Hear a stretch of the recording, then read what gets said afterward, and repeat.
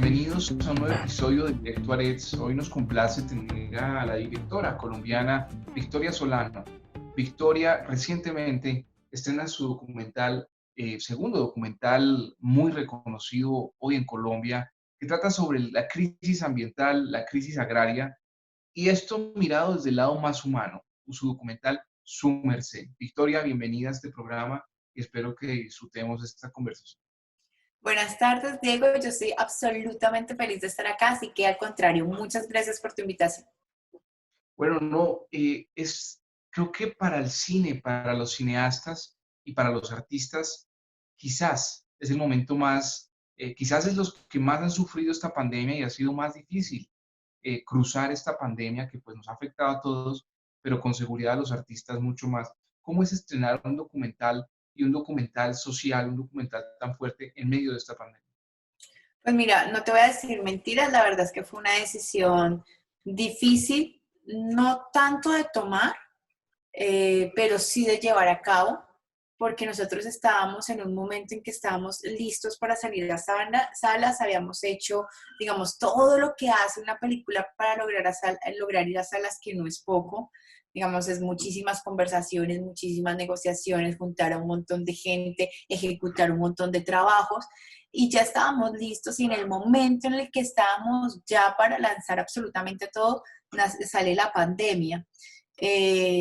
Nosotros pues quedamos bastante, pues quedamos en unos días, los primeros días bastante choqueados, yo creo que como muchas personas, ¿no?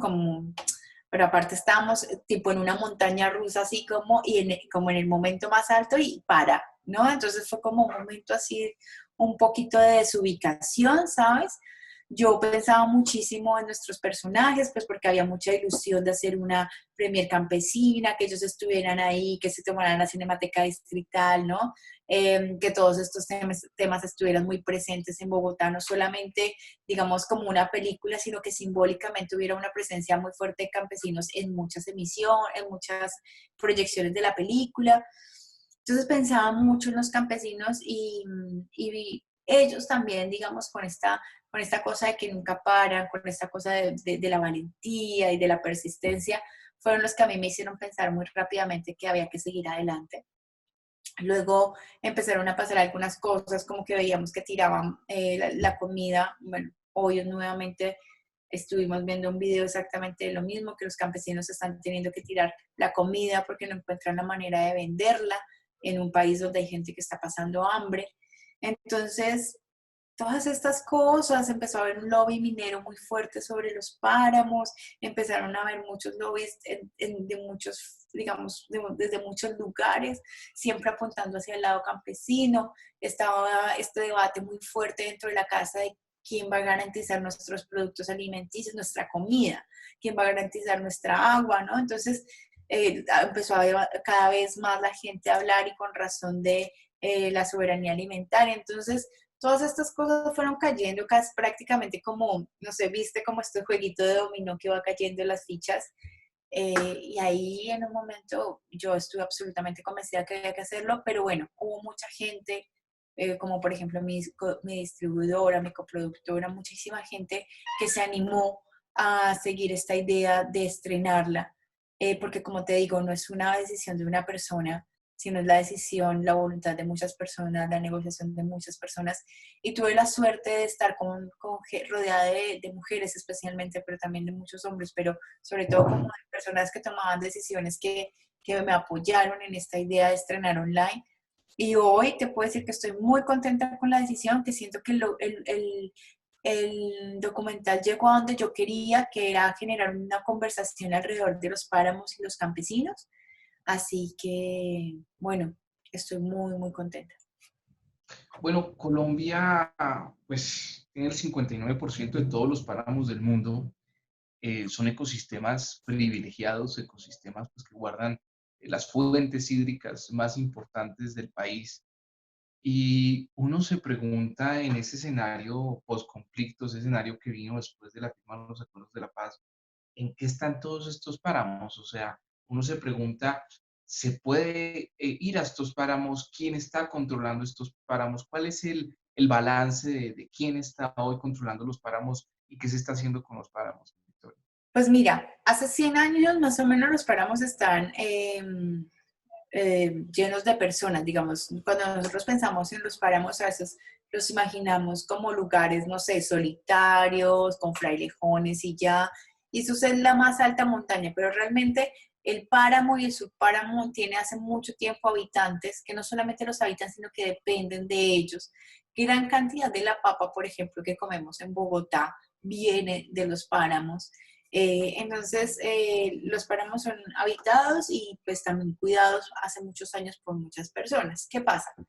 Que en el año 2013 sale una sentencia de la Corte que dice tenemos que cuidar los páramos, con la cual estamos completamente de acuerdo. Los páramos hay que cuidarlos a toda costa. Del futuro de los páramos depende nuestra agua, el 80% del agua que tomamos viene de los páramos, así que con esa idea estamos recontra de acuerdo, hay que cuidar los páramos.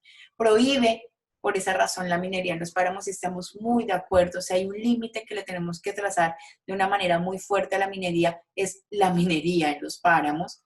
Eh, pero en la siguiente línea prohíbe de la misma manera la ganadería y la agricultura. Yo tengo que hacer un paréntesis acá y decirte que es verdad que la agricultura y la ganadería no le hace, digamos, bien a los páramos, los daña.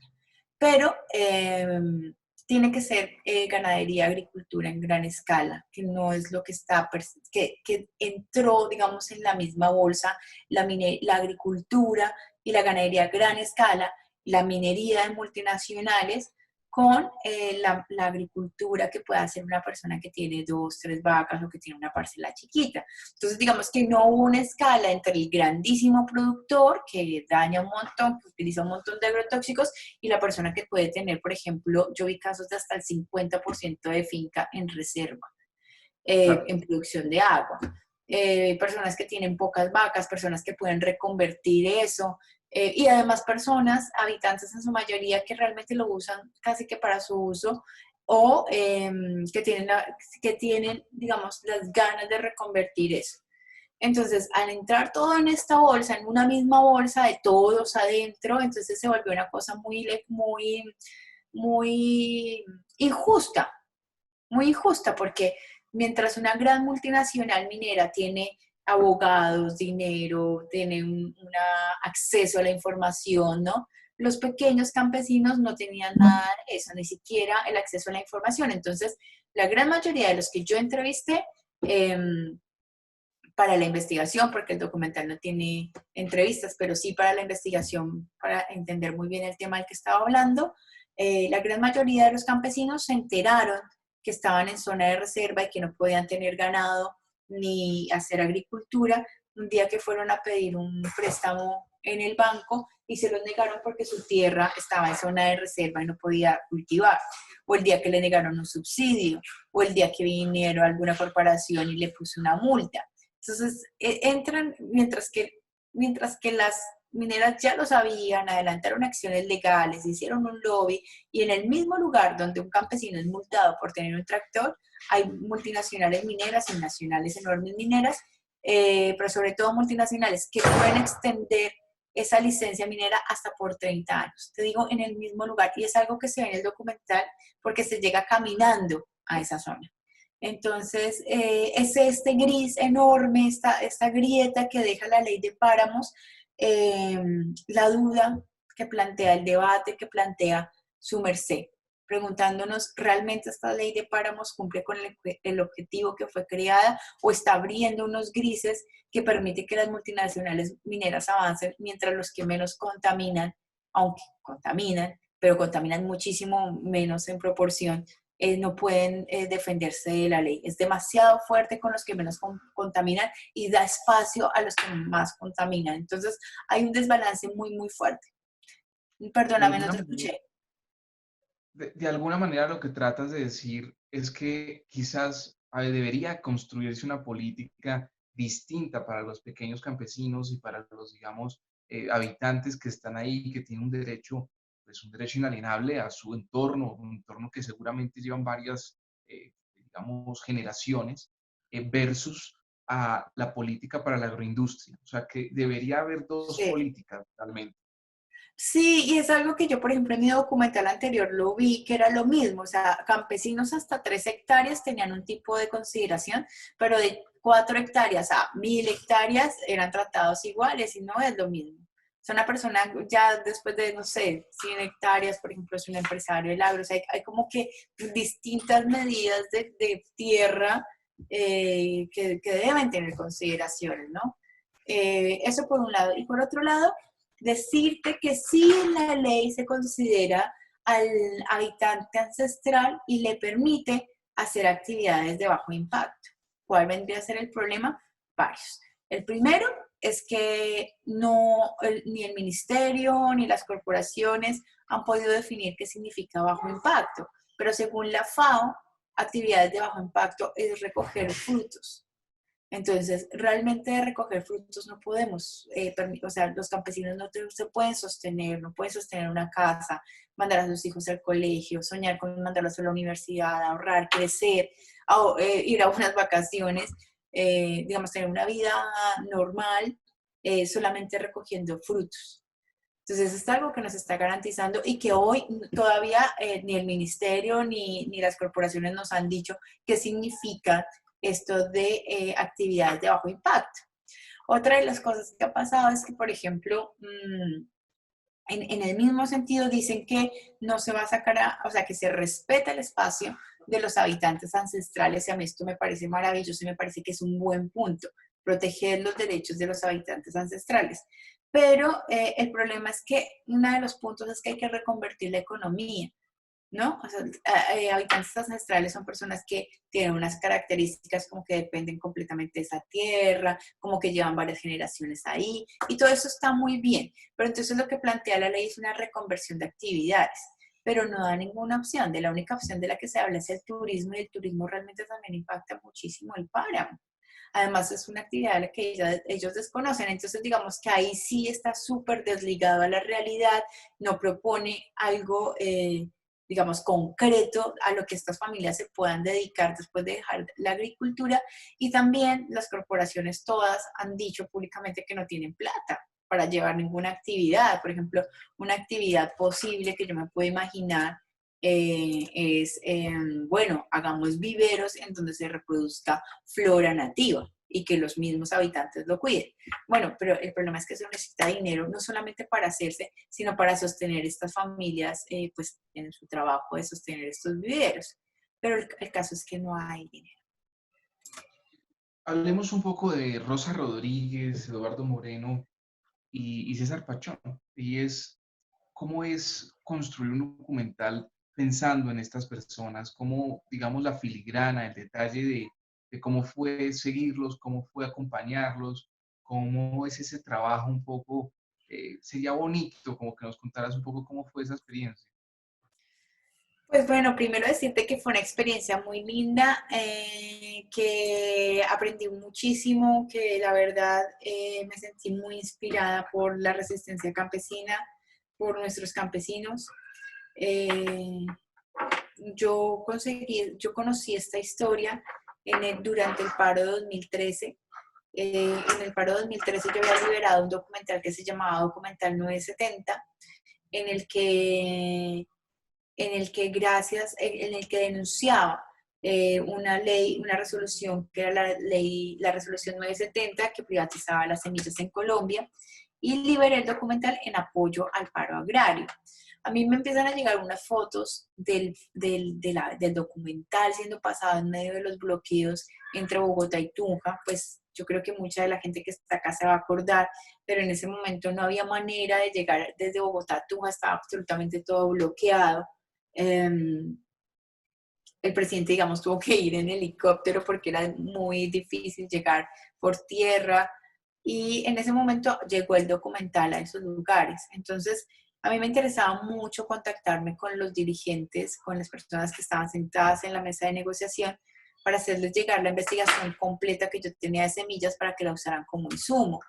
Digamos que el propósito con el que yo había hecho esa investigación, que era el documental, ya estaba hecho, pero quedaba un montón de cosas por fuera que hacían sentido en medio de esa lucha que ellos estaban dando, y que sentía que podía aportar algo digamos, a sus argumentos. Entonces, yo me logro contactar con los líderes campesinos, les cuento que soy yo, les digo mucho gusto, me presento, soy Victoria Solano del documental 970, y ellos ya lo tenían como el documental de las semillas, así que me abrieron la puerta, me dieron un espacio que pues realmente privilegiado, porque yo pude ver, pues ellos con mucha confianza me mostraron absolutamente todo, me permitieron estar bien en el centro, me contaron como todas sus dolencias, todas sus cosas por las que estaban ahí, todo lo que les inspiraba también.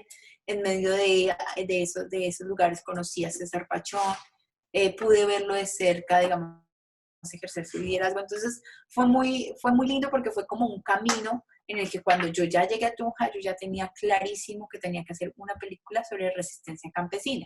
Que eso es lo que es Sumarse, una película sobre resistencia campesina. Así que bueno, fue muy lindo. Después yo tenía como toda una montaña de temas porque todos tenían como diferentes temas, pero yo necesitaba justamente un tema que fuera una cosa muy fuerte de raíz, que realmente fuera profunda e importante de tratar. Y ahí apareció el tema páramos, que ya en ese momento venía siendo una de las grandes preocupaciones, el tema de la reserva, de la tierra, de los campesinos. Y fíjate que me siento contenta de haber elegido ese tema porque hoy es, o sea, 6 años después de 6 años de trabajo, de haberle apostado a contar esa historia alrededor de los páramos, pues es un tema que es tremendamente crucial en este momento. Se están esperando algunas respuestas del gobierno, los campesinos están esperando que el gobierno tome algunas decisiones, entonces se hace crucial pues poner sobre el tapete este punto de vista desde los campesinos, cuando pues la ley, por ejemplo, se decidió que necesitaba ser mejor socializada. Entonces, bueno, eso fue algo muy, muy interesante. Y como te digo, ya después con los otros dos fue igual, fue ir creciendo en una relación, ir contando esa historia desde el mundo íntimo de los protagonistas. ¿Cómo es ese recorrido, no? Uno ve Colombia y pues los páramos están por todo lado. De todas maneras, es cierto que muchas veces en lugares donde hay un conflicto armado, ¿y cómo es poder grabar ese documental? O sea, ya entrando en el terreno como de la violencia, entrando en el terreno como de acercarte a todos estos lugares, no sé si llevabas un equipo que pudiera acompañarte también como de seguridad, no creo, pero ¿cómo es entrar a hacer un documental en un país que a veces como estamos dentro, no nos olvidamos que esto es un país en conflicto? ¿Cómo es hacer un documental de estos en un país en conflicto, Victoria? A mí me preguntan mucho eso, Diego, mucho. Te voy a responder la verdad. A mí me preocupa mucho esa pregunta, muchísimo, porque yo creo que a veces me la preguntan de primera vez y a mí siempre me deja igual, o sea, como que siempre que me la hacen me produce algo así como una herida, porque me parece como que los colombianos hemos normalizado tanto como la violencia y las amenazas. Es tremendo, ¿no? Me produce una herida en el sentido de la reflexión que me produce, y no importa en qué contexto, ya con 970 me pasaba un montón, y ahora me volvió a pasar mucho, y me genera un interrogante así, o sea, me pone como en un lugar así como medio negro y como que miro hacia todo lado. Sí tuvimos amenazas, sí tuvimos episodios fuertes, pero yo no te quiero hablar de eso ahora. Yo sabes de qué te quiero hablar, de la manera en la que los colombianos hemos normalizado que haya temas que no podemos hablar. Y me preocupa tantísimo porque vivimos en una democracia. Y se supone que en una democracia todos nosotros, especialmente desde el arte, ¿no? Que un documental es un documental como este que es una pieza cinematográfica estrenada en un festival de cine, digamos desde el cine, Sí. nos digan, no, pero es que usted, o sea, no le da miedo hablar de eso. Es tremendo, porque siento que los colombianos hemos normalizado mucho esta idea de eso no hable porque es peligroso, de eso no hable porque mire qué le puede pasar. Y yo creo que si realmente es la cosa así, el miedo que nos tiene que dar es estar viviendo en un país donde no se pueden hablar ciertas cosas y que deberíamos estar haciendo algo para que nunca más tengamos que sentir miedo por hablar de esas cosas. Yo siento que en una democracia está abierto para que cualquiera de nosotros, sobre todo con la seriedad con la que fue hecho este documental, eh, podamos enunciar cosas, sobre todo cuando estamos hablando de un tema que afecta al 80% del agua potable de todos los colombianos. No nos estamos metiendo ahí como de integrados, ¿no? Como, ay, a ver qué le pasa a los campesinos, no. Cuando nosotros estamos hablando de páramos, estamos hablando directamente del agua que cuando abrimos la llave sale. Entonces, es lo que te digo, entiendo desde donde la enuncias y como te lo digo, sí, sí tuvimos momentos muy fuertes cuando estábamos grabando, pero me preocupa mucho que esto siga pasando en Colombia. Pasa desde que yo soy chica, Claro, ¿no? Las no. amenazas a los periodistas yo lo recuerdo desde que era chica, entonces yo sí siento como que como colombianos y cada vez que me hacen una pregunta, lo que pasa en mi cabeza es como, ¿qué hacemos? ¿Qué hacemos para que realmente podamos seguir contando historias y que no sea un peligro? ¿No? Porque estos temas hay que hablarlos y hay que hablarlos como país. Claro, Entonces,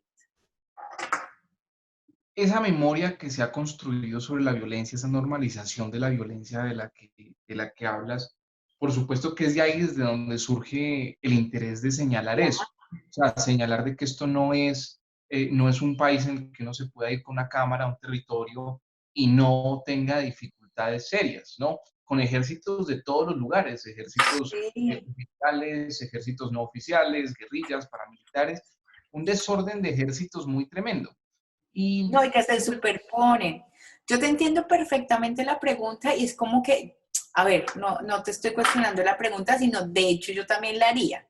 No, o sea, no es una cuestionamiento hacia tu pregunta, sino que te lo digo como de corazón lo que me pasa. Y digo, pero ¿cómo los colombianos podemos seguir adelante diciendo, no, pero eso no, de eso no hablemos? Siento que tenemos cada vez que ir nosotros mismos y sobre todo desde el periodismo y también desde otras disciplinas como el arte, en este caso el cine, ir rompiendo esas brechas y decir, ok, corramos y vayamos corriendo de a poquito eso, corrámoslo porque, o preguntémonos si realmente vivimos en una democracia.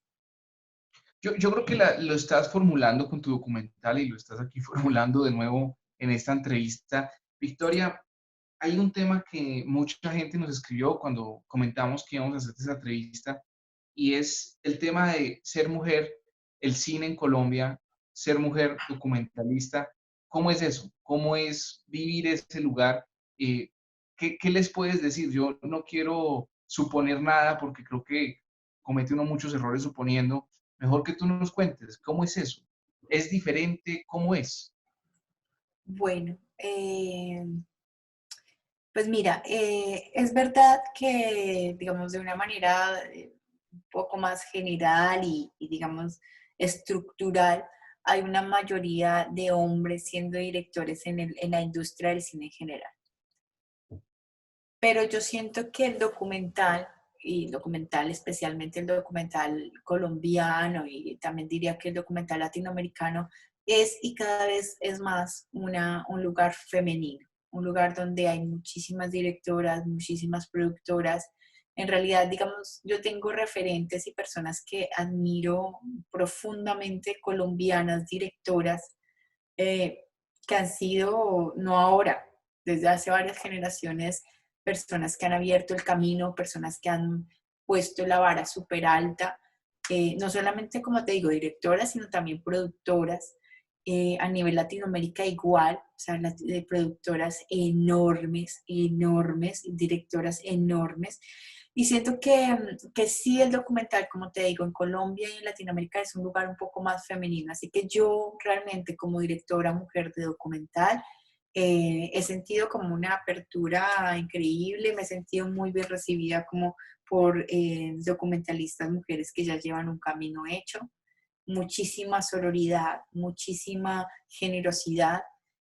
Así que yo realmente te digo que a mí como directora documentalista latinoamericana he sentido como un espacio que ya fue abierto por otras mujeres. Entonces, eso siento, no me he sentido nunca en un lugar, digamos, sin, digamos, oportunidades. Sí es difícil algunas veces, por ejemplo, el rol femenino en la sociedad y demás, pero no tiene nada que ver con el documental. Dentro del documental latinoamericano y colombiano siento que las mujeres han hecho un trabajo fantástico abriendo puertas para otras mujeres. Con seguridad, cuando hablabas me recordaba, por supuesto, de Marta Rodríguez con su Chircale. Patricia Ayala, Hay muchas mujeres que han sido no, hay madres, muchísimas realmente mujeres. lo en Colombia. Pero al mismo tiempo, ¿cómo es llegar con una cámara o varias cámaras a un territorio, llegar a sociedades que uno quizás desde la ciudad considera tradicionales, patriarcales, y decir, hola, yo soy la directora, vengo a grabar, ustedes tal, tal? ¿Cómo es esa vuelta? O sea, ¿cómo es eso allá? Yo sí creo que eso que marcas, ese sí es el punto. Y no solamente como directora, digamos, independiente, porque uno cuando llega como directora independiente llega con un equipo que uno arma y que uno decide. Entonces esto ya tiene otra movida. Pero, por ejemplo, cuando uno lo contratan para un canal o lo contratan para una producción, es tremendamente difícil que acepten por ejemplo, los camarógrafos, hombres, sobre todo si son muy grandes, que acepten que haya una mujer al mando. Eso es complicadísimo. Esto es, o editores que llevan muchísimo tiempo editando, es como directamente no te miran como mujer. O sea, yo recuerdo una vez que estaba haciendo una serie y tenía un camarógrafo que tenía mucha experiencia, que llevaba mucho tiempo trabajando en el canal, yo era la persona que estaba dirigiendo, y le digo, quédate quieto. Cuando lo veo haciendo así, me acuerdo que me tocó ponerle la mano, nunca antes, nunca después he tocado a alguien trabajando, pero era una cosa muy arbitraria, muy, por favor, quédate quieto. Y verlo hacer así delante mío, o sea, obviamente no le pegué, digamos, pero sí le sostuve la mano como, o sea, a veces uno tiene que ir a esos lugares para que se le reconozca la voz como mujer también. Yo sí siento que en rodaje, por ejemplo, yo soy muchísimo más seria. O sea, sí siento que mi personalidad cambia un toque en el rodaje, no con los personajes, porque con los personajes tengo una relación basada en el respeto, pero sí con el entorno a veces soy muchísimo más seria. O sea, digamos, yo acá te hago chistes y demás porque estamos como en otra relación, pero Sí, sí. cuando estamos en un lugar así, como que llegó una chica y está dando órdenes, o una mujer y esta vieja, ¿quién es? ¿Y sabes? A veces lo que a uno le pasa como mujer, si es que siento que sale por ahí una versión más ruda de uno, o sea, por ahí un poco más seria, por ahí un poco más enojona. Em, Siento que eso es lo que pasa, y como la manera en la que uno a veces tiene que marcar territorio, pero también siento que, pues bueno, el mundo está cambiando. O sea, las cosas han mejorado. Por ejemplo, y eso también frente a lo ambiental, te lo pregunto, desde 970, desde ese documental tan bello que nos regalaste, pues, a la cinematografía colombiana y a nosotros, eh, ¿ha cambiado esto para bien? ¿Tú has visto que el tema ambiental en Colombia hay más sensibilidad, la gente está más empoderada? O sea, también cabe ahí la pregunta sobre los gobiernos, o sea, el gobierno de Juan Manuel Santos, que fue ese gobierno del tal paro nacional no existe, a este gobierno de qué me hablas viejo, pues, ¿ha cambiado esto? ¿Ha mejorado algo o esto va más bien para algo peor? Mira, yo te voy a ser muy honesta. Yo creo que no solamente no ha mejorado, sino que lo que ha pasado es que viene profundizándose desde hace muchísimas décadas una misma mirada sobre nuestro país.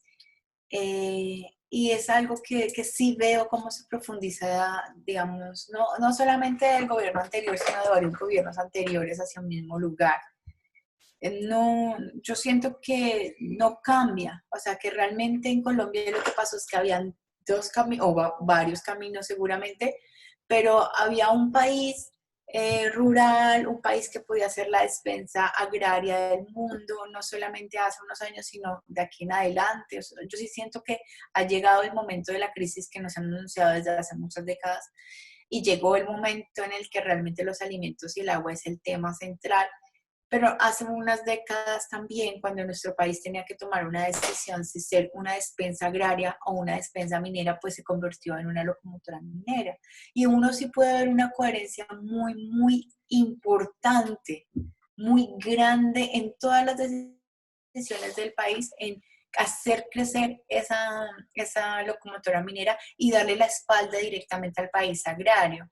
¿Cómo lo podemos ver? Muy fácil. 0,65 del presupuesto del PBI se dedica al agro. 0,65, ni siquiera un punto es dedicado al agro. Yo creo que se puede ver de manera muy importante y de manera muy clara que no es la prioridad para el gobierno, ¿no? Entonces, sí me parece que cuando uno dice, no, es que este gobierno no hace nada, este gobierno no sirve para nada, a mí me parece que hay una gran cuota de inocencia ahí. Cuando uno dice, no, es que no se hicieron la ley de páramos y no se dieron cuenta que habían 500.000 campesinos viviendo justo ahí. No sé si no se dieron cuenta, porque cuando uno se da cuenta que, por ejemplo, el pico más alto, el récord de licencias mineras en páramos, se dieron justo 6 meses antes de que se hiciera esta, esta, esa sentencia de la Corte que prohibía la minería en páramos, y que justo el argumento después de que se aprobó la sentencia eran los derechos adquiridos en esas licencias, uno se pregunta. Uno se pregunta si realmente hay una cosa de negligencia o si al contrario es demasiada eficacia hacia una mirada de país que los colombianos hemos ido avalando elecciones tras elecciones. Con esta entrevista, Victoria, y ya acercándonos al final, como dice la canción, todo tiene su final. Muchas gracias por esta conversación, de verdad que nos encanta su trabajo y bueno, nos encanta hablar con gente como usted. Hay una pregunta que surge, ¿no? Y es, hoy los campesinos en Colombia, después de este trabajo serio de investigación y reflexión que has hecho, hoy los campesinos en Colombia tienen quien los represente en la política. ¿Hay alguien que represente a los campesinos o no?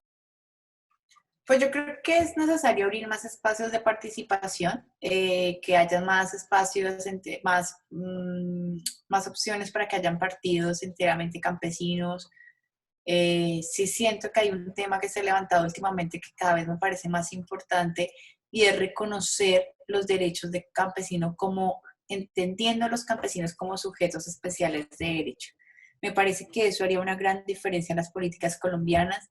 Me parece que hay que ser más serios en incluirles como población en la toma de decisiones. Me parece que los colombianos de verdad, digamos que para el gobierno esto está claro, para el gobierno no hay una necesidad de que ellos crezcan porque, como te digo, la decisión es que el país sea minero y toda la política va en ese sentido. Pero nosotros como colombianos sí tenemos que pensar y repensar si tenemos que seguir, digamos, avalando esta visión de país, si queremos seguir avalar a ser un país minero. Yo recuerdo mucho en el paro agrario cómo la gente, los pueblos mineros pasaban hambre, mientras que los pueblos agrícolas no pasaron hambre. De hecho, hay niños que decían que vivían muy pobres, que decían que nunca comieron mejor como en el paro agrario. Entonces, eso es una enseñanza muy grande. ¿De verdad queremos ser un pueblo minero? ¿De verdad un país que tiene la posibilidad de producir todo el alimento todo el año, durante todo el año, sin pensar ni siquiera en las estaciones? Quizás nosotros podemos producir todo el alimento para nosotros sin importar nada, sin importar alimento, quiero decir, sin importar alimento de afuera, pero estamos atando nuestra alimentación al dólar. Recordemos que estamos importando incluso maíz. Entonces sí siento que es un debate importante que hay que dar y que hay que lucharse espacios de representación, no solamente para los campesinos, sino para todos los sectores colombianos. Médicos, artistas, periodistas, ingenieros y demás. Siento que ese congreso no debería estar lleno de personas que se saben hacer elegir y que su expertise es esa, sino que debería estar lleno de colombianos que conocen el país y que saben lo que es ejercer, no sé, como profesor, por ejemplo.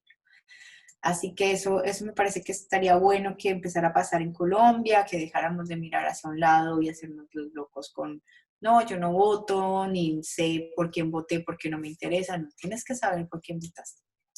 Tal vez se necesita una documentalista en el Congreso, ¿por qué no? No, no, no. Yo creo que cada quien sabe hacer lo que sabe hacer y yo me siento muy feliz haciendo esto, contando, investigando, aportando. Siempre voy a estar dispuesta a construir país, pero sí siento que hay gente que puede hacerlo mucho mejor.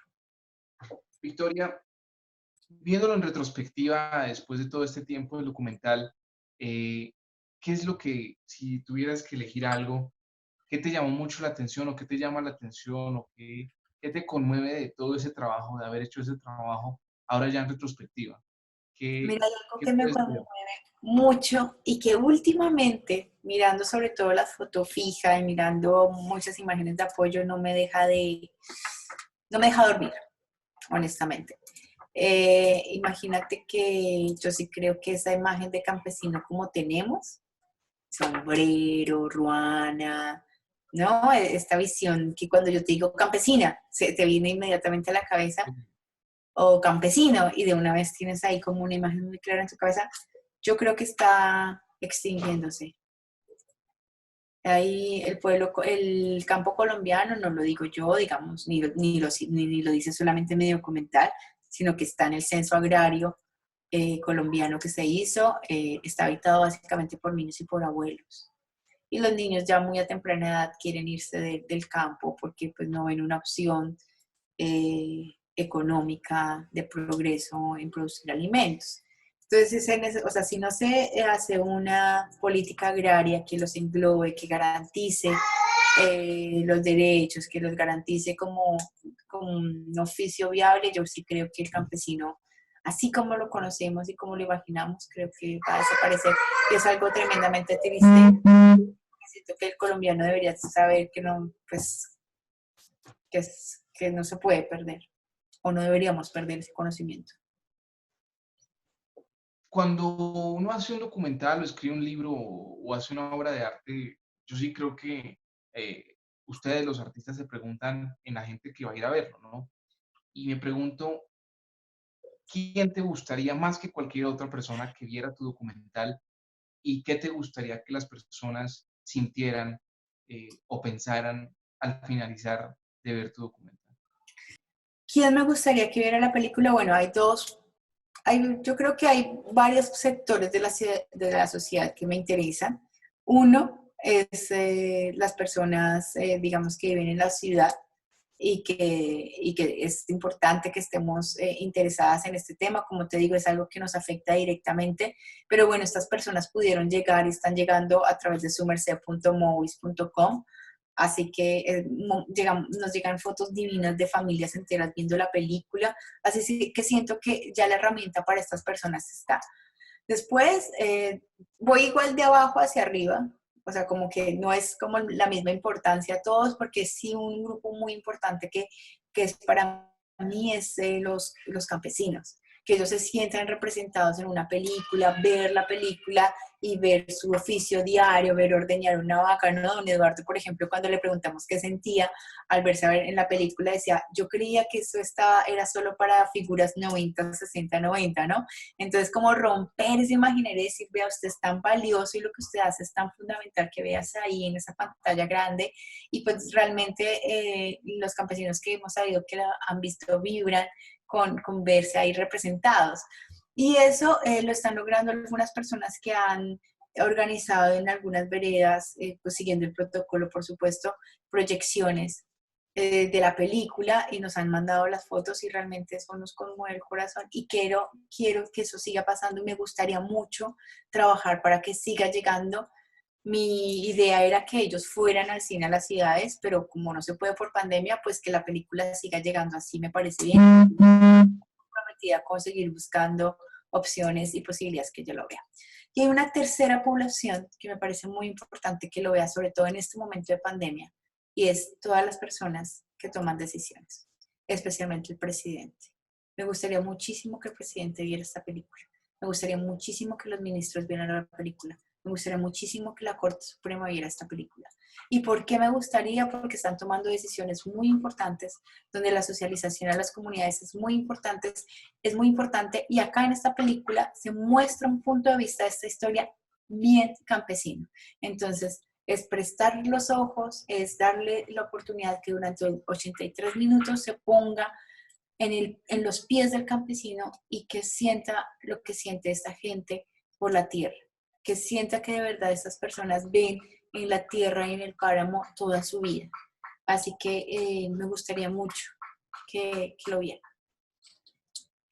Bueno, muchísimas gracias, Victoria, por esta entrevista. Espero que mucha gente pueda ver tu documental, que les guste, que cambie. Por supuesto, este es un documental que tiene un fondo social poderoso.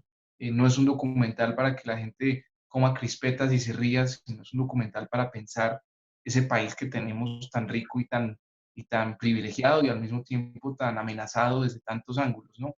Le pedimos a nuestros invitados que se despidan siempre con una canción, la que quieras, y nos vamos con esa canción.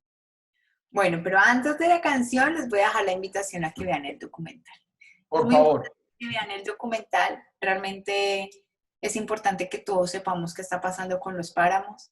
Es muy importante que conozcamos una visión desde la perspectiva campesina de lo que está pasando con nuestros páramos. Es muy importante con esa audiencia levantar la mano y decir, me gustan estas historias que piensan el país, que proponen otra historia, que proponen otro punto de vista, me gustan las historias campesinas. Realmente una manera de decir que les gusta y que les interesa que estas cosas se sigan haciendo es viendo la película. Tienen que entrar a sumerced.movies.com. Movies se escribe Mowies, sumerced.movies.com. Ahí la pueden alquilar, la pueden comprar. Si la alquilan, la pueden ver por 48 horas todas las veces que quieran. Y si la compran, la pueden ver siempre en la plataforma, la van a tener disponible. Así que la invitación es para que la vean, para que nos sigan también en nuestras redes sociales. Estamos como Su Merced en Facebook y en Instagram. Estamos abriendo un debate, una conversación que esperamos que sea a nivel nacional sobre el tema de los páramos y sobre el tema de nuestra agua. Y la canción con la que me gustaría dejarlo es con la canción con la que acaba Su Merced. ¿Cuándo será? De Che Sudaka, feat. con Dr. Crápula. Perfecto. Muchísimas gracias, Victoria. Y bueno, gracias a todas y a todos por estar conectados con este episodio, al equipo de Directo Arets, a todo nuestro equipo, a Diego Quijano, hoy productor de este programa. Y bueno, hasta un próximo episodio. Muchísimas gracias. Muchas Gracias. gracias a ti. No, a ti.